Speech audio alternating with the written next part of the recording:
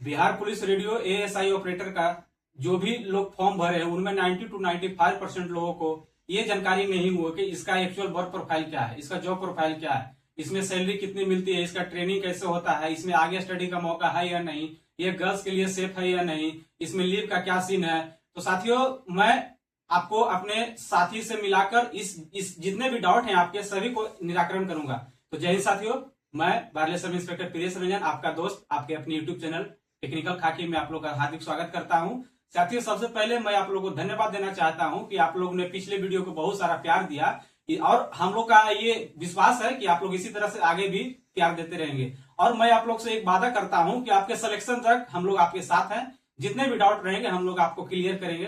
तो साथ ही आज मैं होस्ट ना होकर आज मैं गेस्ट के रूप में आया हूं। होस्ट के रूप में हमारे पिछले वीडियो के हीरो मनीष कुमार जी हैं, रेडियो ऑपरेटर मनीष कुमार जी हैं, और गेस्ट के रूप में हमारे साथी एसआई मोहम्मद निजामुद्दीन अंसारी हैं। साथियों जय हिंद साथियों, मैं मनीष कुमार वायरलेस ऑपरेटर। पिछली वीडियो में आप लोगों ने बहुत सारा प्यार दिया, इसके लिए बहुत सारा धन्यवाद। और जैसा कि सर बोले थे कि एएसआई के वर्क प्रोफाइल, जॉब प्रोफाइल के बारे में चर्चा करेंगे, इसके लिए चर्चा करने के लिए आज हमारे साथ मौजूद हैं वायरलेस एसआई निजामुद्दीन सर और स्वयं प्रियेश सर। तो ज्यादा देर नहीं करते हुए हम लोग आप लोगों के डाउट को एक एक सिलसिलेवार तरीके से देखेंगे। प्रियेश सर। जय हिंद साथियों, सबसे पहले आप लोग के मन में ये सवाल आ रहा होगा कि ये एएसआई वर्क प्रोफाइल के बारे में जानकारी दे रहे हैं आप लोग और यहाँ पे एएसआई बैठे हुए हैं। तो साथी, मैं आप लोग को यहाँ पे क्लियर कर देना चाहता हूँ, जो झारखंड पुलिस में जो वायरलेस का बहाली आया था तो उसमें एक रेडियो ऑपरेटर का आया था, एक एएसआई का आया था। तो एएसआई का कोई बहाली नहीं आया था। तो आप लोग के मन में एक और सवाल आ गया, तो एएसआई को लाइए। तो साथी, लास्ट पिछले 5-6 महीने में जितने भी झारखंड पुलिस वायरलेस संवर्ग में जो एएसआई थे सभी का प्रमोशन होकर एएसआई हो चुके हैं साथियों। तो ऐसा आप लोग को नहीं है, हम ही लोग आपको एएसआई के बारे में भी पूरा जानकारी देंगे। आप लोग धैर्य बनाए रखें और हम लोग पे भरोसा किए, भरोसा कायम रखें साथियों। आप आज का सबसे पहला सवाल हम लोग लेंगे प्रियेश सर से। सर, वायरलेस एएसआई का वर्क प्रोफाइल कैसा है, मैंने इसके बारे में, काम के बारे में थोड़ा बताइए। धन्यवाद मनीष जी। देखिए, वायरलेस विभाग में जितने भी जो भी काम वायरलेस रेडियो ऑपरेटर का है वही काम वायरलेस रेडियो एएसआई का है। बस रेडियो एएसआई में क्या है कि आपकी जिम्मेदारी ज्यादा आ जाती है, आप एक पदाधिकारी हो जाते हैं, तो आपके नीचे जितने भी सबऑर्डिनेट रहते हैं उनका मतलब रिस्पॉन्सिबिलिटी आप पे है। तो इसका वर्क प्रोफाइल में ये 2 भाग में है, एक एचएफ है, एक वीएचएफ है। तो वीएचएफ का में इंट्रा डिस्ट्रिक्ट कम्युनिकेशन है, मतलब जिले के अंदर जितने भी ऑफिस है, प्रतिष्ठान है, थाना है, उससे आप लोगों को कम्युनिकेशन करना होता है। और एचएफ में इंटर डिस्ट्रिक्ट यानी पटना है तो पटना से नवादा हो गया, सीतामढ़ी हो गया, नालंदा हो गया, जहानाबाद हो गया, इत्यादि डिस्ट्रिक्ट में कम्युनिकेशन करना है। तो साथियों, इतना ही वर्क प्रोफाइल आप लोग के लिए है। मतलब कुल मिला के कम्युनिकेशन का। हाँ, कम्युनिकेशन का काम है, पूरा कम्युनिकेशन का काम मनीष जी। आपके दूसरे सवाल पर चलते हैं। निजाम सर से हम लोग दूसरा सवाल के बारे में जानेंगे। सर, आपकी डेली ड्यूटी कैसी रहती है, मतलब शिफ्ट वाइज ड्यूटी होती है या कभी भी आपको उठा के लिए जाया जाता है, मतलब अपनी ड्यूटी के बारे में थोड़ा बताइए, कैसी रहती है ड्यूटी। सबसे पहले जय हिंद साथियों, और इस चैनल पर बोलने के लिए मौका दिया गया उसके लिए धन्यवाद हमारे टेक्निकल खाकी टीम को। और मैं अपने बारे में बताना चाहूँगा कि मेरा नाम निजामुद्दीन अंसारी है। मैं 2018 बैच वायरलेस सब इंस्पेक्टर हूँ और वर्तमान में भी पाकुड़ जिला में प्रतिनियुक्त हूँ। तो जहाँ तक बात है डेली ड्यूटी का, तो देखा जाए तो ये एक तरह से हेक्टिक ना हो करके मेंटली हेक्टिक कहा जाएगा, क्योंकि मानसिक रूप से आपको तैयार रहना पड़ेगा, अलर्ट रहना पड़ेगा किसी भी चीज के लिए, क्योंकि आपको आपके जिले पूरे के पूरे कम्युनिकेशन की जिम्मेवारी है कि जिले में कहाँ पे कम्युनिकेशन कैसा हो रहा है, कहाँ पे कोई घटना का उसका त्वरित कार्रवाई आपको कम्युनिकेशन देना है। तो आपको मेंटली रूप से अलर्ट रहना है, आपको फिजिकली उतना प्रेशर नहीं पड़ेगा। जहाँ तक डेली ड्यूटी रहेगा तो आपको एक तरह से शिफ्ट वाइज ड्यूटी मिलेगा। और खास करके एएसआई जो आपका तो पोस्टिंग होगा एएसआई पर, एक जैसे कि बिहार में निकाला गया है, एक रेडियो ऑपरेटर का बहाली निकाला गया है और दूसरा निकाला गया एएसआई का निकाला गया है। तो आपका भी शिफ्ट वाइज ड्यूटी बढ़ेगा और आपके साथ में स्टाफ की उपलब्धता के आधार पे आपके साथ में हो सकता है कि ऑपरेटर को रखा जाएगा। और उसके बाद लेकिन ड्यूटी वो करेंगे, दोनों के साथ में बैठेंगे, लेकिन सारा जिम्मेवारी आपके ऊपर है, क्योंकि आप तो पदाधिकारी हैं। यस। जो भी जिम्मेदारी होगा आपका हो, कुछ भी घटना घटा जो भी हुआ तो उसका पदाधिकारी जो रहेगा उसके ऊपर जिम्मेवारी रहेगा। और दूसरा ये भी होता है कि आपको सुपरविजन में भी रखा जा सकता है। ठीक है, कहाँ पे क्या जाना, क्या सुपरविजन करना है। तो एक तरह से देखा जाए तो आपको जो भी होगा फील्ड ड्यूटी कभी भी लगेगा, जैसे कि आपका मतलब चुनाव वगैरह हो गया। लेकिन ऐसे जो डेली ड्यूटी की बात किया जाए तो डेली ड्यूटी में आपका शिफ्ट वाइज ही ड्यूटी लगेगा। और इसमें काम के रूप में मैसेज का त्वरित आदान प्रदान होगा। जैसा कि हमारे साथी प्रिय सर द्वारा बताया गया, काम के रूप में आपको मैसेज का आदान प्रदान करना है, तो उसके अलावा आपका कोई ज्यादा जिम्मेवारी नहीं है। लेकिन हाँ, जो भी है वो जिम्मेदारी पूर्ण आपको अच्छे से जिम्मेदारी के साथ निभाना पड़ेगा। और विशेष परिस्थिति में जैसे वीवीआईपी ड्यूटी हो गया, इलेक्शन ड्यूटी हो गया, या कहीं पे कोई दंगा हो गया या किसी तरह के अप्रिय घटना हो गई, वहां पे हम लोग को, आप लोग को साथियों जाके सेट वहां इंस्टॉल करके स्टैटिक सेट लगा के रहना होगा। हाँ, वहां पे आपकी जिम्मेदारी, आप एज ए पदाधिकारी रहिएगा। जितने भी बड़े पदाधिकारी हैं, एसडीपीओ सर हैं, एसपी सर हैं, वो आपसे रिपोर्ट मांगेंगे, आपको देना पड़ेगा साथियों। जैसे कि आप लोग देखते भी होंगे, अभी देखा जाए तो आप लोग देखे होंगे कि चाहे एसपी सर का गाड़ी निकलता है, चाहे एसडीपीओ सर का गाड़ी निकलता है, तो उसमें आप लोग देखे होंगे कि वहां पे सेट उट लगा रहता है। तो वहां पे जो सेट वर्क फंक्शन कर रहा है नहीं कर रहा, वो भी आप लोगों को ही देखना है। मतलब आप लोग को देखना ही है। इसका मतलब ये नहीं हुआ कि आप लोग खुद से करना है, आप लोग को जाना है, ऑपरेटर के साथ में काम करवाना है। तो ये मतलब कि जहाँ तक हम समझ पा रहे हैं कि कुल मिला के पुलिस विभाग का जो नर्वस सिस्टम होता है, आप लोग सूचनाओं का आदान प्रदान करते हैं, मतलब कंट्रोल में आप लोग रहते हैं, तो आप लोग मतलब सिस्टम को हैंडल करते हैं पूरी तरह से, नर्वस सिस्टम का काम करते हैं। तंत्रिका तंत्र है हम लोग पुलिस विभाग के। जिस तरह से मतलब बॉडी में ब्लड फ्लो करता, ब्लड फ्लो होना रुक जाएगा तो बॉडी निष्क्रिय हो जाएगा। उसी प्रकार से हम आम बोलचाल की भाषा में देखा है तो जो कम्युनिकेशन ही ठप हो जाएगा तो फिर सारा व्यवस्था ही ठप हो जाएगा। तो कम्युनिकेशन होना काफी ज्यादा जरूरी है। जैसा हम लोग सुनते हैं कि थोड़ा सा सुनने में आ रहा है कि आराम वाली जॉब है, इसका क्या सच्चाई है? मतलब इसमें कितना आराम है? क्या फील्ड ड्यूटी वगैरह नहीं होता है क्या इसमें? देखिए मनीष जी, ये मैं दर्शकों को ये डाउट को क्लियर कर देता हूँ। आराम कहने का मतलब है कि आपका फील्ड ड्यूटी नहीं लगेगी, अपवाद केस में लगेगी, बट हाँ आपका डेस्क जॉब है, ऑफिस ड्यूटी है, बट इसमें भी बहुत सारी जिम्मेदारियां हैं। क्योंकि जितने भी कम्युनिकेशन होती है आप इन लोग के थ्रू होगी, तो आप लोग को त्वरित करवाई, आपको मतलब टेक्निकली रूप से साउंड होना है इसमें, तो इसीलिए इसमें टेक्निकल लोग को भी बुलाया नहीं जा रहा है। तो ऐसा नहीं है आराम नहीं कर सकते हैं, इसमें रिस्पॉन्सिबिलिटी ज्यादा है, आराम के बनिस्पत रिस्पॉन्सिबिलिटी ज्यादा है मनीष जी। मतलब पुलिस में है तो मान के चलना है कि हाँ, आराम तो नहीं है, आराम ऐसा नहीं है। बट हाँ, ऐसा भी नहीं है कि नॉर्मल जो एएसआई है उनके जैसा है। हम लोग को बस जैसे मान के चले नॉर्मल एएसआई अपराधी को पकड़ने जाते हैं, तो हम लोग को वो काम नहीं करने जाना है, हम लोग सूचनाओं के आधार पर उनको पकड़ने में उनको सहयोग देना है। निजाम सर बताइएगा कि इसमें सर नाइट ड्यूटी होती है या इसमें एक क्वेश्चन और रिलेटेबल है कि सर मतलब लड़कियों के लिए कितना सेफ है? पहले नाइट ड्यूटी का सवाल। नाइट ड्यूटी के बारे में जैसा कि आपका नाइट ड्यूटी का सवाल है, तो सिंपल से एक बात हम लोग समझ सकते हैं, जब कम्युनिकेशन है और पुलिस का 24 आवर आपका ड्यूटी रहता है, तो बिना ड्यूटी कैसे होगा? जब कम्युनिकेशन नहीं रहेगा तो ड्यूटी कैसे होगा? तो जैसे 24 आवर पुलिस का ड्यूटी रहता है, वैसे कम्युनिकेशन का आपको 24 आवर आपका काम करना चाहिए। ठीक है, तो ड्यूटी 24 आवर्स रहेगा। भले ही इसमें ये है आपको ऑफिस का जॉब है, फील्ड ड्यूटी नहीं है, तो इसीलिए तो कहा जा रहा है कि आपका शिफ्ट वाइज ड्यूटी रहेगा। 8 घंटे का शिफ्ट हो या 6 घंटे की शिफ्ट हो, वो 6 घंटा 8 घंटा वहां के आपके यहाँ के जितना स्टाफ अवेलेबल है उसके आधार पर वो डिसाइड होगा। वहां के जो भी प्रभारी रहेंगे उस आधार पर डिसाइड करेंगे 8 घंटा का देना है या 6 घंटा का देना है। जनरली आप 8 घंटा मानकर चलिए, और वो वर्स्ट केस में 12 घंटा भी हो सकता है। आपको वर्स्ट केस में 24 घंटा भी रहना पड़ सकता है, ठीक है, वो अपवाद केस में है। लेकिन ये आप हमारी बातों को ये मत गौर कर लीजिएगा कि 8 घंटा बोल दिए तो 8 घंटा ही रहता है। ठीक है, इन जनरल 8 घंटा रहता है। बाकी अपवाद केस में 12 घंटा भी हो, अपवाद केस में 24 घंटा भी हो सकता है, बाकी 6 घंटा भी हो सकता है, लेकिन जनरली 8 घंटा रहता है। और साथ में जैसे एएसआई आप हैं तो आपके साथ तो एक या 2 ऑपरेटर का तो ड्यूटी अलॉन्ग बीच में लगेगा ही हमेशा। और मनीष जी, आपका जो सवाल था लड़कियों के लिए, सेफ्टी के लिए, लड़कियों के बहुत सारे लड़कियों लोग का कमेंट आता है कि सर ये लड़कियों के लिए सेफ का जॉब है। तो साथियों, मैं सबसे पहले बोलना चाहूंगा कि जॉब में लड़का लड़की कुछ नहीं होता है, बराबर होता है। बट हाँ, ये पुलिस विभाग का जॉब है तो नाइट शिफ्ट में अवॉइड ही किया जाता है कि लड़कियों को लगाया जाए। आपसी सामंजस्य से मतलब अवॉइड ही किया जाता है। तो इन जनरल लड़कियों का नाइट शिफ्ट नहीं लगता है, तो ऐसा मत समझना है कि कभी नहीं लग सकता है, लग भी सकता है बात के केस में। बट हाँ, इन जनरल लड़कियों का नाइट शिफ्ट नहीं लगता है, तो ये बिल्कुल लड़कियों के लिए सेफ है। इसमें एक चीज बताइए, वर्क प्रेशर किस तरह का होता है? मतलब इसमें आप आगे पढ़ाई करने के लिए काम को करते हुए कर सकते हैं इसमें? देखिए मनीष जी, बहुत अच्छा सवाल है। वर्क प्रेशर का बात है तो इसमें एक फील्ड जैसा तो प्रेशर है नहीं, बस हम लोग का इतना ही काम है कि जो भी मैसेज आए उसका त्वरित संपादन कर दिया जाए, उसके बाद ऐसा कुछ नहीं काम है। तो वर्क प्रेशर तो नॉर्मल है, कोई ऐसा हेक्टिक नहीं है। बट हाँ, ऐसा नहीं कि एकदम रिलैक्स हो जाना है, अटेंटिव रहना है, बस मैं पिछले भी बोल चुका हूँ। और ये क्या बोले अगला सवाल, आगे की पढ़ाई इसमें मतलब आगे की, हाँ, आगे की पढ़ाई आपका 8 घंटा का मैक्सिमम 8 घंटे का शिफ्ट है, तो उसके बाद तो आप फ्री हैं, एकदम बेझिझक आगे की पढ़ाई कर सकते हैं, मेंटली स्ट्रेस भी कम होता है। तो हमारे साथी सब में भी निजाम जी, आपको भी जानकारी होगा, हमारे यहाँ से भी सुमित कुमार है जो रेडियो ऑपरेटर है, उनसे भी आप लोग को जल्दी मुलाकात करवाएंगे। तो वो खुद यही से जॉब में रहते हुए पढ़ाई करके एएसओ बने हैं, सचिवालय निकाले हैं, और हमारे साथी बीपीएससी में भी गए हैं, जेपीएससी में भी गए हैं। तो ऐसा नहीं कर सकते हैं कि इसमें आगे पढ़ाई का, हाँ पढ़ाई एकदम बिल्कुल स्ट्रेस फ्री जॉब है, बिल्कुल पढ़ाई का मौका है, आप लोग पढ़ाई एकदम आराम से कर सकते और हैं। दूसरी चीज, आप लोग मैसेज आदान प्रदान का मतलब सिर्फ ये नहीं समझ लीजिएगा कि वायरलेस एएसआई में जाएंगे तो हमको सिर्फ मैसेज का आदान प्रदान करना होगा। ये आपका इन जनरल वर्क है।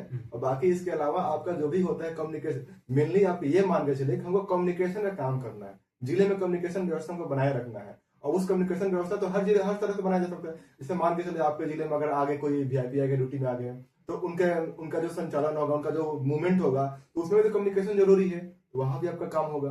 फिर अगर मान के आपके जिले में अगर चुनाव का आयोजन हो रहा है, तो वहां भी आपका कम्युनिकेशन की व्यवस्था जरूरी है, तो वहां भी आपका कम्युनिकेशन होगा। तो इसका मतलब यहाँ पे हम लोग मैसेज के बारे में बोल रहे हैं, तो ये इन जनरल हो गया, लेकिन इन जनरल आपको मैसेज वगैरह के इधर उधर हम लोग करते मतलब ट्रांसफर करना होता है। लेकिन आप लोग को ये मानिए कम्युनिकेशन कराना है, मैसेज भेजना वो भी तो कम्युनिकेशन ही हुआ, तो कम्युनिकेशन कराना है आपको।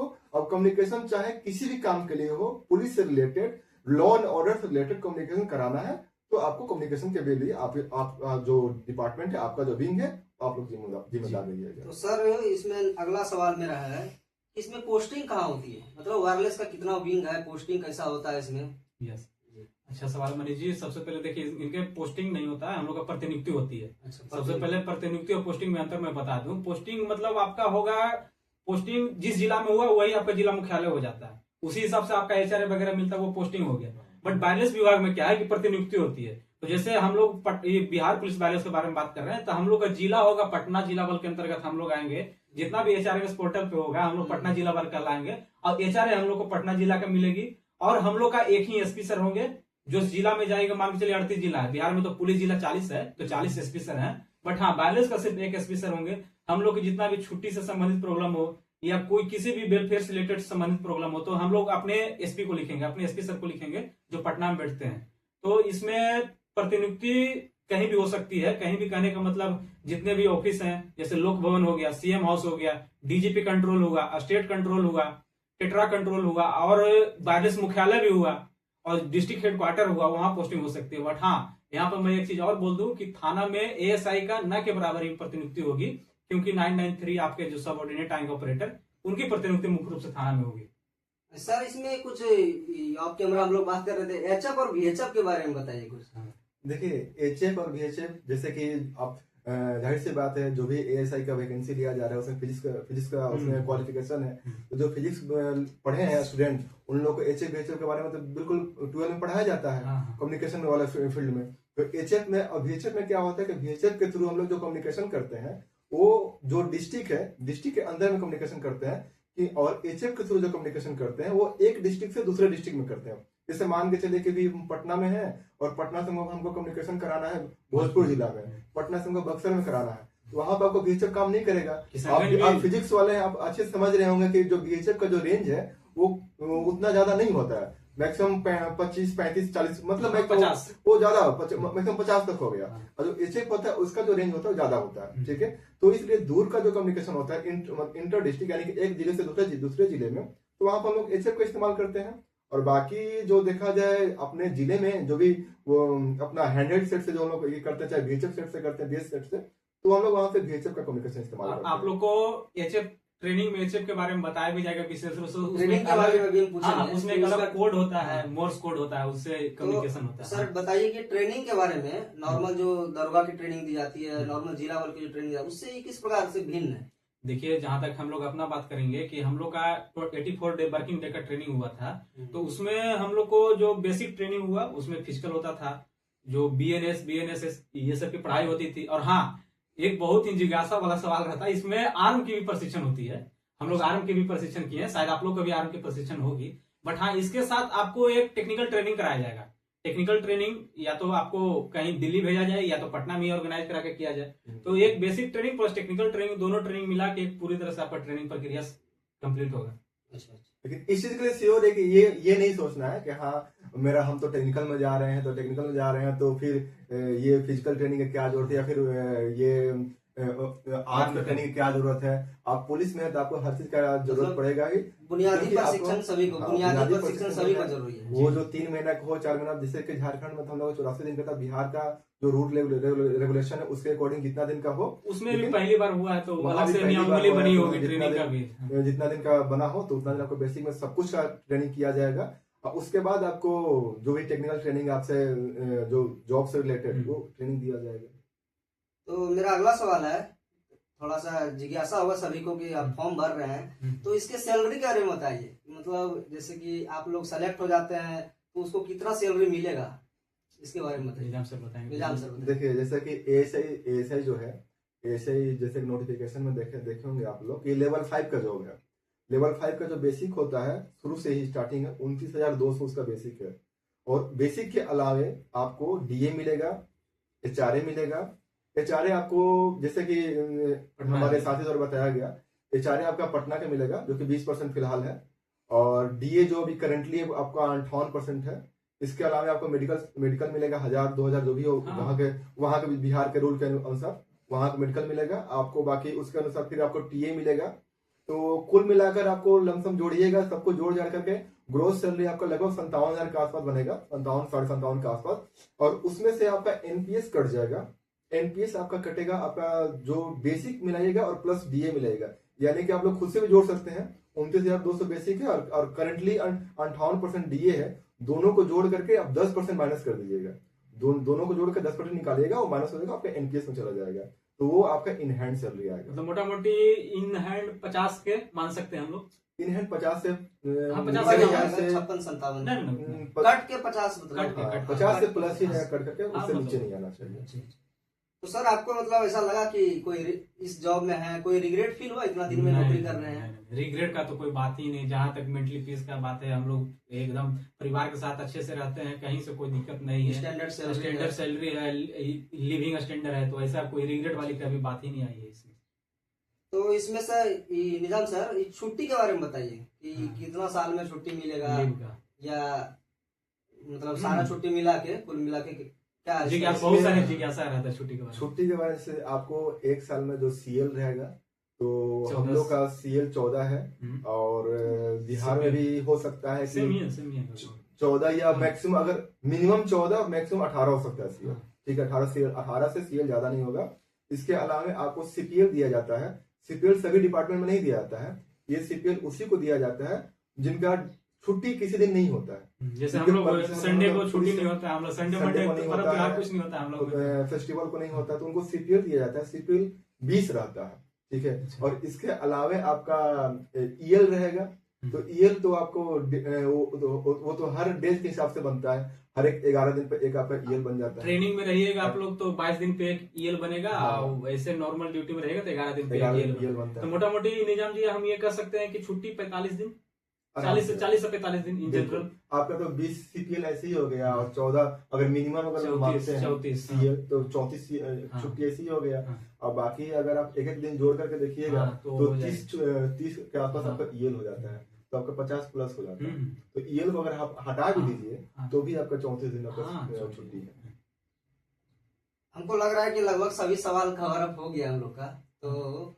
तो लास्ट में सर पूछेंगे कि जो एस्पिरेंट तैयारी कर रहे हैं, अपने अनुभव के अनुसार से उनको थोड़ा बताइए कि कैसे तैयारी कर रहे हैं। थोड़ा तो कुछ इसमें संदेश दीजिए। ये लास्ट तो इसमें नहीं कहिएगा, इसमें अभी प्रमोशन के बारे में भी बताना है, अच्छा वर्दी के बारे में भी बताना है। वर्दी, हाँ वर्दी तो सर दिख रहा है। हाँ वर्दी दिख रहा है, बहुत सारे साथियों का जिज्ञासा रहती है। प्रमोशन हमारा एक हाँ, टॉपिक हाँ, छूट रहा है। प्रमोशन भी है, वर्दी भी है। प्रमोशन एक हाँ, टॉपिक छूट रहा है हमारा। हाँ, तो सर प्रमोशन के बारे में बताइए कि जैसे अभी एएसआई में लोग बाहर हाँ, हो, हाँ, हाँ। तो कहाँ तक जा सकते हैं वो, या देखिए, कितने समय बाद हाँ, प्रमोशन मिलती है? ठीक है, मैं ये जानकारी देता हूँ। जैसे आप एएसआई ऑपरेटर पे आए तो अगला प्रमोशन आपको एएसआई ऑपरेटर, एएसआई में आपका सिंगल स्टार मिलेगा। एएसआई में हम लोग बैठे हुए हैं डबल स्टार, तो एएसआई में डबल स्टार मिलेगा। इसके बाद आप इंस्पेक्टर तक जाइएगा। इंस्पेक्टर में 1 स्टार हो जाता है, बट यहाँ पे झारखंड पुलिस लिखा रहेगा तो लिखा हुआ है, तभी जेपीए लिखा जाएगा, जेपीएस झारखंड पुलिस सेवा। तो ये होता है 2 प्रमोशन तो आपका फिक्स है, कम से कम इंस्पेक्टर तक तो आप लोग जाइएगा ही। और उसके आधार पे डीएसपी का भी कुछ सीट रहता है, तो शायद 2, मतलब ये क्लियर नहीं है हम लोग कि कितना झारखंड में बिहार में बारिश के डीएसपी बिहार मेरे ख्याल से बिहार के लिए प्रमोशन का स्कोप, इन लोगों के लिए प्रमोशन का स्कोप इसलिए भी और ज्यादा बन जाता है क्योंकि रिटायर कर रहे हैं। रिटायर का तो बात अलग है। दूसरे सबसे बड़ा मेन पॉइंट ये है कि बिहार में डायरेक्ट एसआई का बहाली नहीं है। हाँ, ये सबसे बड़ी बात। तो बिहार में डायरेक्ट एसआई के बहाली नहीं है। जो भी होगा एसआई जो बनेंगे और प्रमोशन से ही बनेंगे, मतलब आप ही लोगों में से प्रमोट होकर बनिएगा। और जहां तक मेरिट का बात है तो हमको लगता है कि मेरिट भी मिला जुला करके जो आप बीपीएसएससी का जो एग्जाम दीजिएगा उसका मेरिट और बहुत सी बात वो तो नियमावली पर डिपेंड करेगा, लेकिन जैसा कि हो सकता है तो ट्रेनिंग का भी काउंट करें। इन जनरल क्या होता है साथियों कि जो आपका जो एग्जाम दिया और ट्रेनिंग दोनों मिला के मेरिट बनता है। और आप लोग को ट्रेनिंग में भी अटेंटिव रहना है, ऐसा नहीं कि बस पास नौकरी में आ गए हैं तो इससे आप लोग को सीनियरिटी इफेक्ट करेगा। तो अटेंटिव रहना है, जॉब के बाद ट्रेनिंग में भी अटेंटिव रहना है, क्योंकि उससे भी मेरिट बनता है। पहला प्रमोशन के लिए तो मुझे लगता है कि एकदम बिल्कुल श्योर होना चाहिए। एकदम एसआई तो फिक्स है, मतलब 10 साल हाईएस्ट 10 साल हाईएस्ट, क्योंकि रिटायर भी कर रहे हैं बहुत सारे। हम लोग के भी जान पहचान में बहुत सारे रिटायर कर रहे हैं 26-27, क्योंकि झारखंड में भी वही 88 वाला है, वहां भी सेम ही है। तो उसमें हाँ, अब वर्दी वाला एक कंसर्न था, तो वर्दी बिल्कुल मिलती है। और गन के बारे में हाँ, देखिए गन का हम लोग का प्रशिक्षण होता है। पुलिस है तो कभी भी जरूरत हो सकता है, तो गन का हम लोग को प्रशिक्षण मिलता है, बट ड्यूटी में गन की आवश्यकता नहीं होती, क्योंकि हम लोग को सेट पे काम करना रहता है। और बहुत सारे साथी होंगे कि बोलेंगे भौकाली के लिए गन, तो गन देखिए एक भौकाली देता है दूसरी बात है, बट उससे ज्यादा जिम्मेदारी आपके साथ आती है। गन का एक अलग जिम्मेदारी है, समझ रहे होंगे यहाँ पे।